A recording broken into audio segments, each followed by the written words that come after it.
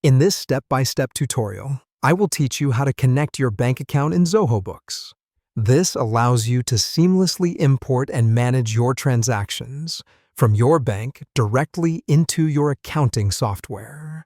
This process significantly reduces the time you spend on inputting data and allows for more accurate bookkeeping. Every great management journey starts from an organized place. So let's move to the first step. Begin by navigating to the Banking module. You can easily find this in the left sidebar of your Zoho Books screen. This is essentially where all your banking-related actions will happen and where this connection procedure kicks off. Next, what you want to do is look at the top right corner of this window, where you'll notice a button that says Add Bank or Credit Card. Do you see it? Great. Go ahead and click that button. This will trigger a prompt to select your particular bank from a presented list.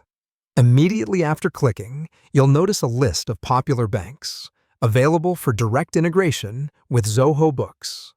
If your bank appears here, then you're in luck. Just go ahead and click on it. However, if you can't find your bank in this list, fret not. There's a search field right there where you can enter the name of your bank and hit enter. The system should then bring up your bank from its database. Once you've picked out your bank, you'll then need to select an account information service provider.